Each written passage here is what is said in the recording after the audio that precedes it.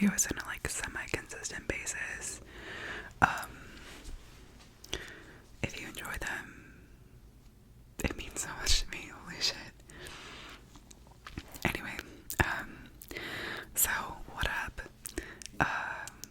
I am finally recovered from the whole COVID. I got super sick. Yeah, for like 2 weeks. So that was kind of unexpected. But I'm hyped. I'm going back to work tomorrow. I miss my students so much.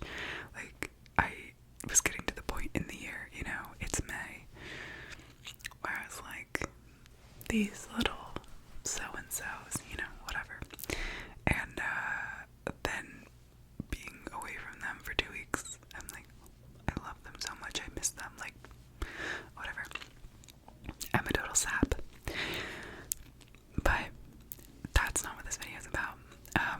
I wanted to make a video about reading because, oh, also check out my nails. Aren't they amazing? I did them myself. Quarantine vibes. Yeah. In my quarantine, I did these nails. I'm obsessed with them. They're also like my nails. These are my natural nails, and they're getting so long. And like they look really good. Not to hype myself up too much, but like, don't they just look insane? They look so good. Anyway, I also dyed my hair. Like, it's very blonde now, and it like looks pretty good. Given that like at one point in time I dyed my hair blonde, and like about this time last year actually, I bleached it, but I'm used to using like drugstore bleach, and instead I got like professional bleach because it's like better for your hair or whatever. But truth is, it is also hella strong. So like last year at this time, I had like thick streaks. I mean, if you were around back then, you probably know. You could probably go see it in a video if you like want. If you want to like feel good about the choices in your life, you could go like look at that and be like, I give you permission to be like, look back at my hair and laugh at it. That's fine with me. Anyway, oh, and I also gave myself a stick and poke tattoo, which I don't know if I can like show you in an okay way, but let's see. Here it is. This is my little stick and poke I gave myself. Anyway, it's for sure the most visible stick and poke I've ever given myself, and it like looks okay. I definitely will need to do some touch up in a couple of weeks, but that's my update. Also, my birthday is on Friday, and I'm really excited about it. For no reason whatsoever, ever. Like, mostly just that I've made it this far. I'm really happy to be here, I guess I would say. Anyway, that is not what this video is about. So, this video is about reading. I realized that I've now gone on a 4-minute tangent about like a life update. This video is about reading. I also recognize, I feel like my voice keeps like cracking and then I keep like talking. I'm really sorry about that. I guess my throat's still a little effed up. So this book is about, this video is about reading. I had a lot of time on my hands the past couple weeks, and I finally finished Red, White, and Royal Blue, which, if you'll recall from my last video about reading, I started in January, and I read like probably going on 30 books last year, which was a huge high for me. Like, your girl has ADHD, your girl like also just doesn't, like, it's hard for me to sit down and read, even like whatever. And last year I was unemployed a lot, and I also was just like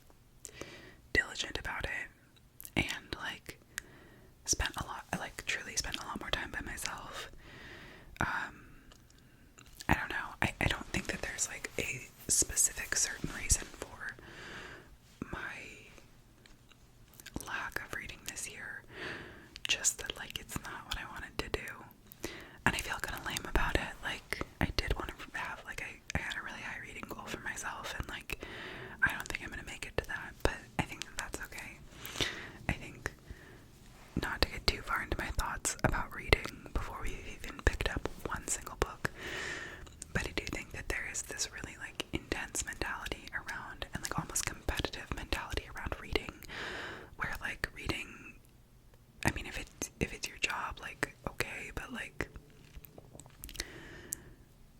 reading for pleasure should be for pleasure. Like if I'm trying to like push myself to achieve or to meet a certain goal that requires me to like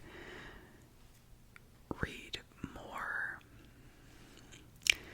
and takes the fun out of reading, or makes it a purely quantitative goal that like, oh, I'm gonna read a book that I don't like but I know I can read it quickly. Like that's sometimes what reading has taken on for me when I do have a quantitative approach to it.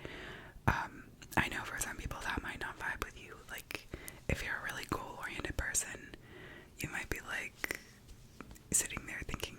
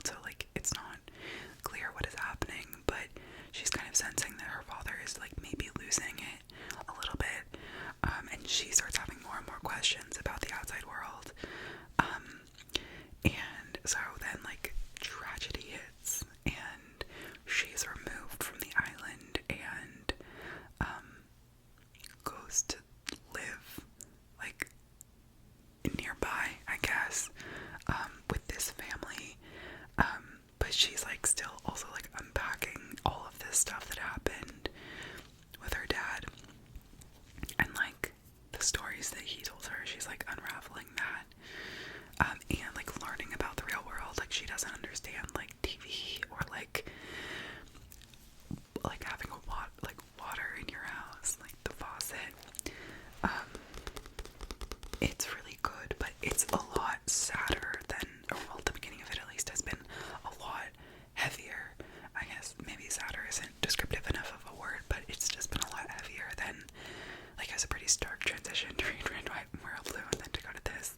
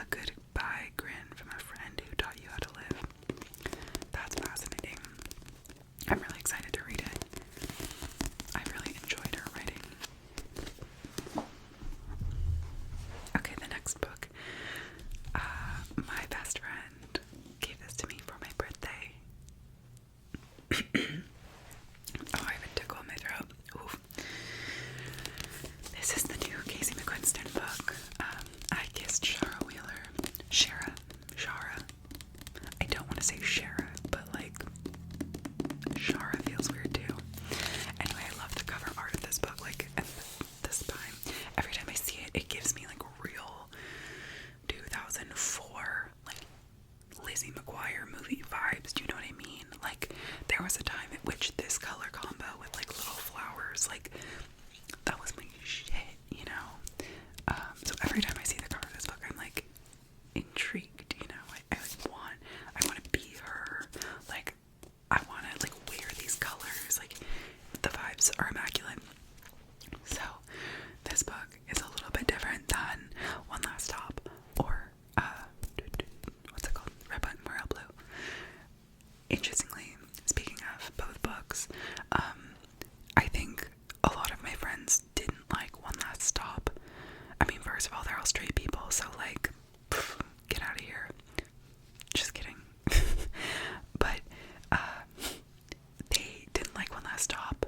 Actually, a queer friend of mine also said she didn't like One Last Stop because Red, White, and Royal Blue is so based in reality, and like One Last Stop really has like a lot of fantastical and mystical elements to it if you've read it. You know, IYK, but like I read One Last Stop first, and I was like, oh, so this is Casey McQuinston's vibe, and I enjoyed it. And then I read Red, White, and Royal Blue, and I was like, this is so based in reality, like, you know, whatever. But it was a less hard transition to go to a more realistic romance novel than I think it was to go the opposite way. So I'm curious to hear your thoughts if you've read both of them. LMK, what you think? So this is another kind of like different, like, I feel like a little bit of a like shift again, but I'm excited to read it in any case. It gives me like a little bit like 13 Reasons Why vibes, not in the problematic way, but like in the like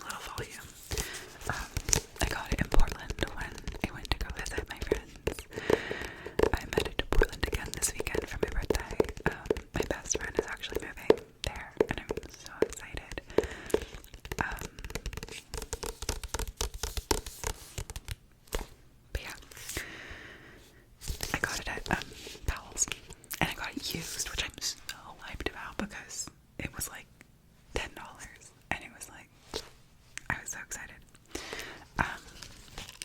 So Mona, a Peruvian writer living in California, presents a tough and sardonic exterior. She likes drugs and cigarettes, and when she learns that she's something of an anthropological curiosity, a woman writer of color treasured at her university for the flourish of rarefied diversity she brings, she pokes fun at American academic culture and its fixation on identity. When she's nominated for the most important literary award in Europe, Mona sees a chance to escape her downward spiral of sunlit substance abuse and erotic dissatisfaction, so she trades in the temptations of California for a small grey village in Sweden, close to the Arctic Circle. Now she's stuck in the company of all her jet-lagged and mostly male competitors, arriving from Japan, France, Armenia, Iran, and Colombia. Isolated as they are, the writers do what writers do: exchange compliments, nurse envy and private resentments, stab rivals in the back, and hop in bed together. All the while, Mona keeps stumbling across the mysterious traces of violence she cannot explain. As her adventures in Scandinavia unfold, Mona finds that she has not so much escaped her demons as locked herself up with them in the middle of nowhere. In Mona, Paula Oloixarak paints a hypnotic scabrous. What does that word mean? If you know, let me know.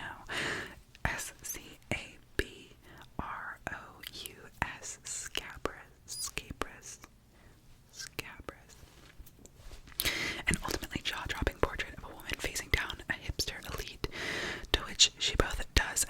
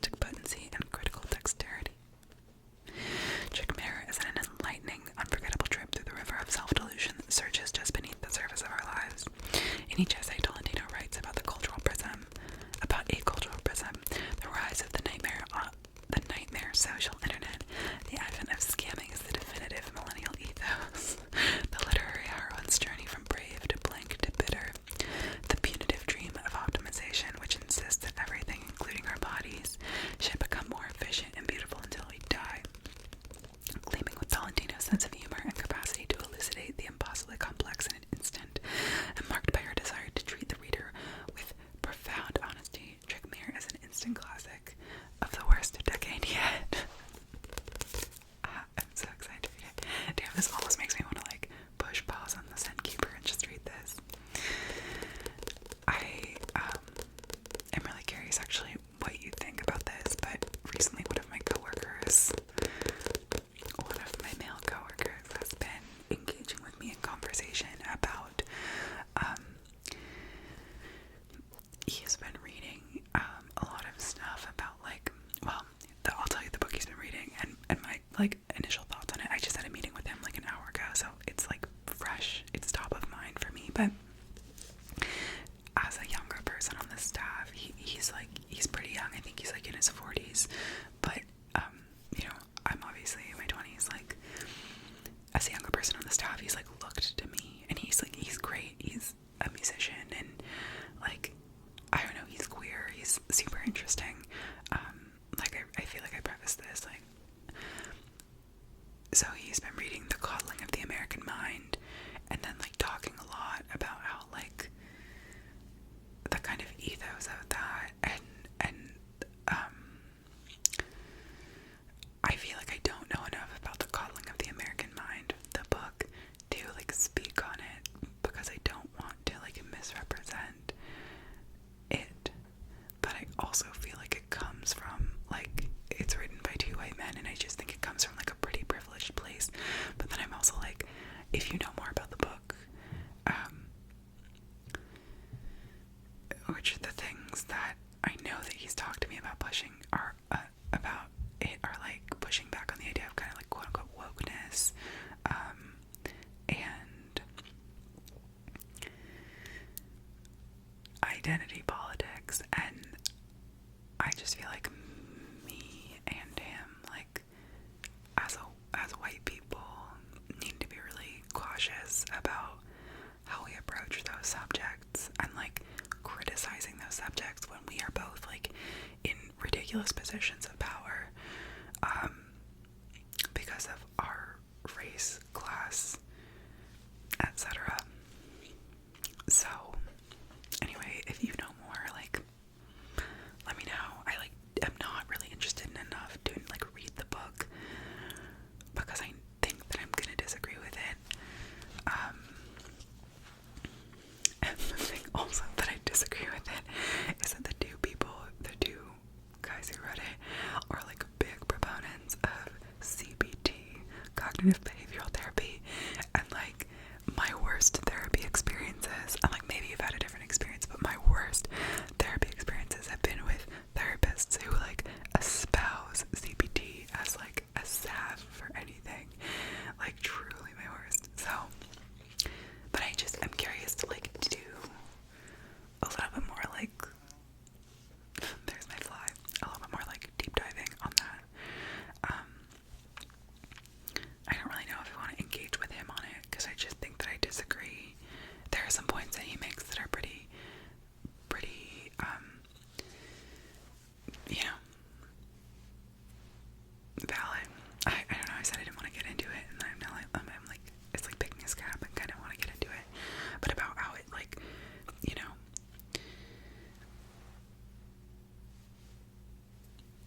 how we lose the ability to be in conversation with one another pretty quickly, and instead get more and more, what is the word, like, wed to our own beliefs, instead of willing to like dialogue with others and learn from their experiences as well as our own. But I think that really quickly gets into territory that I'm not super comfortable with, especially in a book like this. Yeah.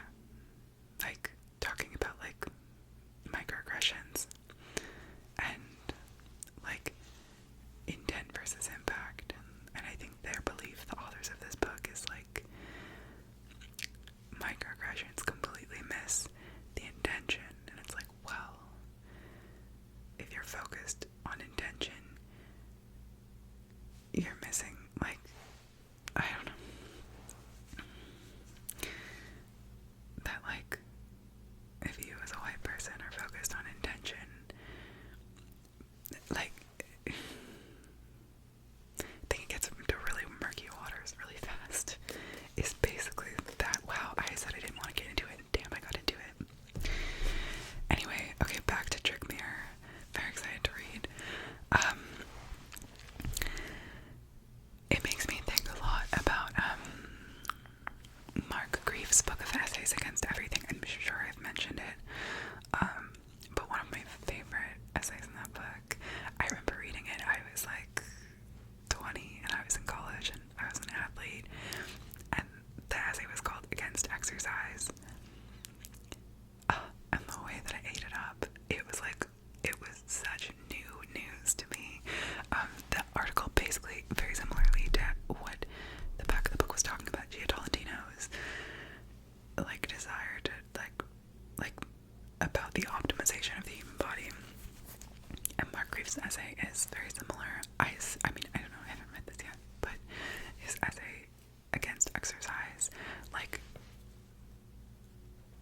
asks the same question, I guess, like, or poses the opposite idea, that the human body is, like, inherently a natural phenomenon, and, like, cannot be optimized, like, no matter kind of, like, what, like, there's still chemical processes, there's still all these things happening inside of your body, that though we think, you know, we can calculate our energy input, we can calculate our energy output, we can surveil all this data about our bodies, and yet, like, it is a natural thing. It is a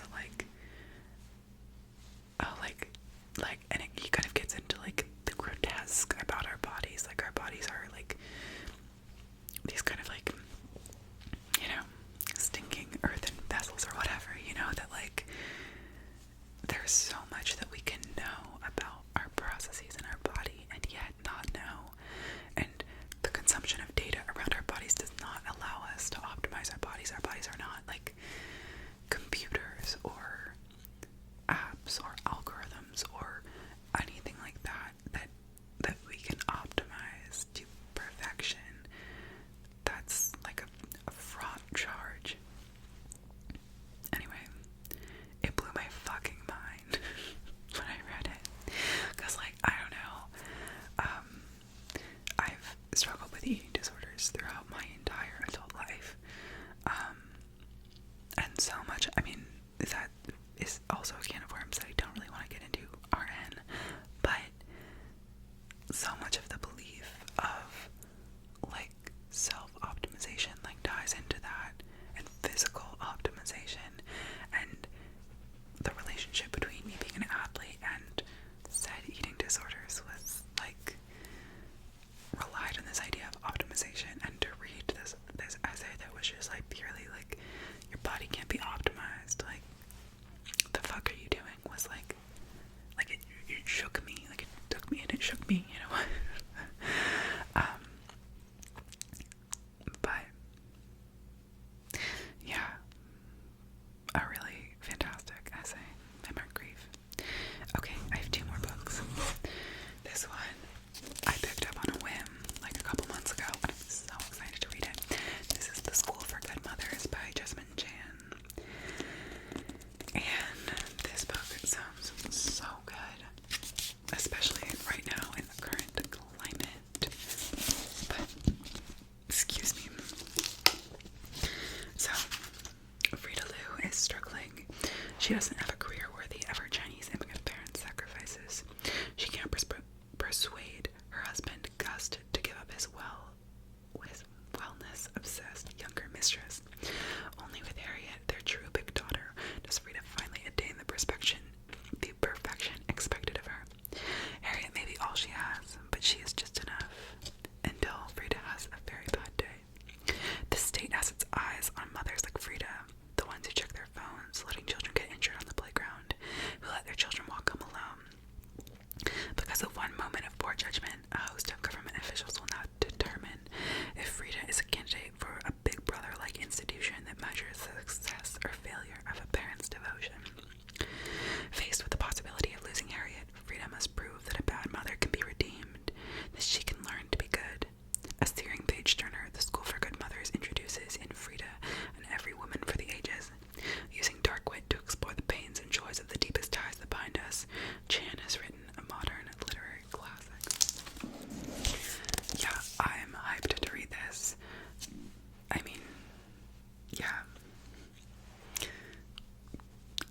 so much.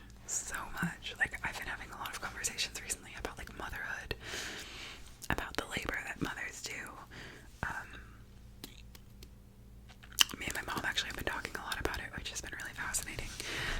But my cousin just became a mom. She had a baby.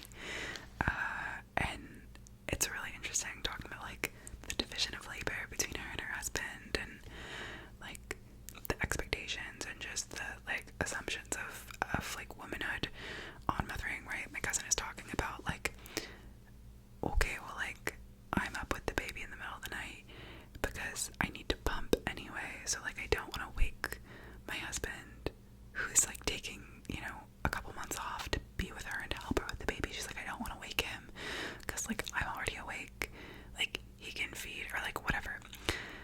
And it's so interesting to me because I'm like, but, like, he's taking time off to be with the baby and to help you out. Like, I recognize that every couple and relationship has their own dynamics like that to navigate, and it's easy to look from the outside and judge. But it is also one of those things where, like, yeah, I think if I was up in the middle of the night with a baby and my partner was asleep, I would also be like, well, I'm already up. Like, I'm not gonna wake them and ask them to do it. Like, if I already have to be up to, like, pump or whatever.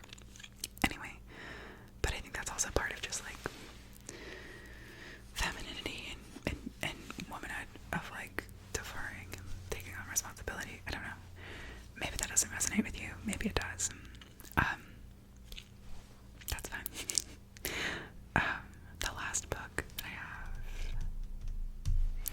is Beautiful Country by Qian Wang. And she actually graduated from the school that my parents' alma mater, which is my mom who got this book for me, I'm pretty sure. And so she graduated from their alma mater, and it's a memoir. In Chinese, the word for America, Mingguo, translates directly to beautiful country. Yet when 7-year-old Qian arrives in New York City in 1994 full of curiosity, she's overwhelmed by crushing fear and scarcity. In China, Qian's parents were professors. In America, her family is quote-unquote illegal, and it will require all the determination and small choice they can muster to survive. In Chinatown, Qian's parents labor in sweatshops. Instead of laughing at her jokes, they fight constantly, taking out the stress of their new life on one another. Shunned by her classmates and teachers for her limited English, Qian takes refuge in the library and masters the language through books, coming to think of the Berenstain Bears as her first American friends. And where there is delight to be found, Qian relishes in it. Her first bite of gloriously greasy pizza, weekly quote-unquote shopping days, where Qian finds small treasures in the trash lining